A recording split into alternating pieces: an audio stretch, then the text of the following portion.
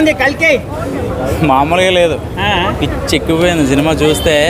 ప్రతి ఓళ్ళు కూడా వాట్సాప్లో గుడ్ నైట్ అని మెసేజ్ పెడతారు, స్వీట్ డ్రీమ్స్ అని చెప్తారు. కానీ ఆ కళ ఎలా ఉంటుందో మనకు తెలియదు. ఆ కళ కలికిలో చూశానండి. ప్రతి ఓడి కళ అసలు ఒక మామూలు ప్రపంచం చూపించలేదు డైరెక్టర్ గారు. ఈ వెనకాల ఉన్న వెహికల్ అది ఎన్ని యుద్ధాలు చేసిందో తెలియదు, కానీ అప్పుడు అర్జునుడు పాల్గొన్న వీళ్ళందరూ ఎన్ని యుద్ధాలు చేశారు, కానీ ఈ వెహికల్ అయితే మాత్రం అదృష్టం చేసుకుంది. ప్రభాస్ గారు ఆది పురుషులో రాముడి క్యారెక్టర్లో ఎంత అదృష్టం చేసుకున్నాడో, ఈరోజు ఇందులో అర్జున క్యారెక్టర్ నిజంగా అదృష్టం ఉండాలి. అసలు ప్రభాస్ గారు ఎంతో అదృష్టం చేసుకున్నారు. ఒక దేవుడి క్యారెక్టర్లో రామారావు గారు, సీనియర్ రామారావు గారే చేశారు. తర్వాత ఎవరు చేసినా అది అసలు ఎవరికి ఎక్కలేదు. కానీ ఇందులో వచ్చే క్యారెక్టర్స్ రాజమౌళి గారు కానీ, ఆర్జీవి క్యారెక్టర్ కానీ, కొన్ని గెస్ట్ పాత్రలు ఉన్నాయి. అసలు విజయ్ దేవరకొండ గారి క్యారెక్టర్ అయితే మాత్రం మామూలుగా లేదు. అప్పుడు అర్జున్ రెడ్డి, ఇప్పుడు అర్జున్ ఇందులో అసలు మామూలుగా లేదండి. చెప్పాలంటే సినిమాకు ఒక అర్థం ఉంది, ఆ అర్థంలో పరమార్థం ఉంది చెప్పాలంటే. ఇది ఒక రామాయణము, భాగవతం ఇవన్నీ కూడా ఏదేదో మాట్లాడేస్తారు, కానీ సినిమా తీసి చూపిస్తే సరిపోతుంది. ఇందులో ఒక సీన్కి ఒక చిన్న సినిమా తీయచ్చు. ఇందులో ఒక సీన్ ఖర్చు పెట్టే సీన్కి ఒక చిన్న సినిమా తీయచ్చు. కమల్ హాసన్ గారి క్యారెక్టర్ అసలు ఎలా డిజైన్ చేశారంటే, అసలు ఎప్పుడు మళ్ళీ పార్ట్ 2 కాదు కదా, ఇంకో పార్ట్ ఉంటే బాగుంటుంది అన్న ఫీలింగ్ వచ్చింది. అసలు ఎంత కష్టపడుతున్నారు, ప్రతిదానికి చిన్న వంకలు పెట్టేస్తూ ఉంటారు.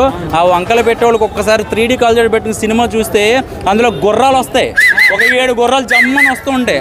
ఆ గుర్రాలు వచ్చినప్పుడు అసలు ప్రభాస్ గారు ఆ లుక్స్ కానీ, కృష్ణుడిని చూపించే క్యారెక్టరైజేషన్ ఎంతో ఆలోచించి పెట్టారండి.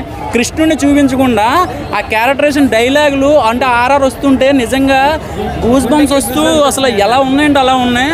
సినిమాకి ఎలాంటి పబ్లిసిటీ లేకుండా ఒక కార్ ఎలివేట్ చేసుకుంటూ మొన్నటిదాకా ఒక సినిమా రావడం అనేది సినిమాలో దమ్ముంది కాబట్టి, అంటే చిన్న సినిమాలు కూడా ఎక్కువ ప్రమోట్ చేసేసుకుని అందులో విషయం ఉండదు.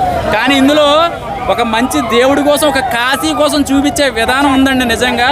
అసలు దీపికా పడుకునే క్యారెక్టర్ కానీ, వీళ్ళందరి క్యారెక్టర్లు ప్రతి క్యారెక్టర్ ఎక్కడా కూడా ఏదో ల్యాగ్ అనేది లేదు. అసలు చాలా బ్రహ్మాండంగా ఉంది.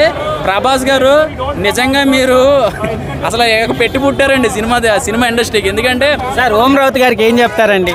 ఆది పురుషు తీశాడు కదా, ఓం రావుత్ గారికి ఏం చెప్తారు? కరెక్ట్గా 1 ఇయర్ ఇక్కడే నిజంగా ఇదే ప్లేస్లో.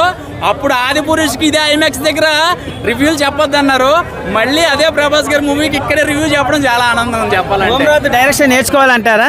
ఓం రావుత్ గారు డైరెక్షన్ నేర్చుకోవడం కాదండి, first direction okay, graphics designing అవన్నీ కూడా చూసుకోవాలి. ఫస్ట్ ఏదో చీకట్లో సినిమా చూసినట్టు ఉందా, ఇంకా ఆ మ్యాటర్ వదిలేద్దాం. రాముడే, అర్జునుడే పాల్గొంటే. అసలు ఇందులో గొప్ప విషయం ఏంటంటే, అసలు అమితాబ్ బచ్చన్ గారి క్యారెక్టర్ చూస్తే నిజంగా కళ్ళంట నీళ్ళు వస్తాయి.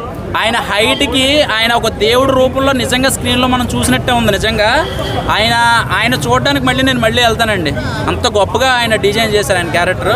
ప్రభాస్ గారు కామెడీగా ఆ చిట్టి క్యారెక్టర్ కానీ ఇవన్నీ కూడా ఎక్కడ ల్యాగ్ లేకుండా కొన్ని సీన్లు బ్రహ్మాండంగా డిజైన్ చేశారు. సెకండ్ హాఫ్ అయితే మాత్రం మీరు సినిమాని వాట్సాప్లో మెసేజ్లు చేసుకుంటా పక్క ఉప్పర్ మీటింగ్లు పెట్టుకుంటే ఈ సినిమా అర్థం కాదు. కరెక్ట్గా సినిమాని చూస్తేనే ఈ సినిమా మైండ్కి ఎక్కుద్ది. ఓవరాల్గా ప్రభాస్ గారు ఆల్ ది బెస్ట్ అండి.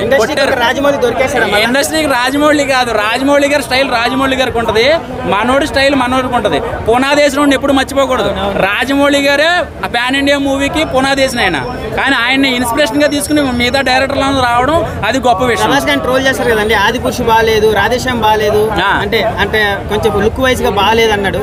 ఈ సినిమాతో గట్టిగా కొట్టారుగా. అసలు ఆ గ్లామర్ చూస్తే ఆ అన్న వాళ్ళకి మొత్తం నల్లగా అయిపోతారు అనమాట. అది ఒక దిష్టి చొక్క అంతే. బుజ్జికి ఏం చెప్తారు కారుని చూసి? బుజ్జి అసలు అదృష్టం. ఈ బుజ్జి చాలా బ్రహ్మాండంగా ఎక్కిన కార్ ని డైరెక్ట్ గా చూస్తుంటే మీకు ఎలా అనిపిస్తుంది? చాలా హ్యాపీగా ఉంది. ఇక్కడ రివ్యూ చెప్పడం ఇంకా బాగుంది చెప్పాలంటే. అది వెళ్ళి లోపల అన్న సరే నేను ఫోటో తీసుకుంటా అక్కడ. Okay, thank you.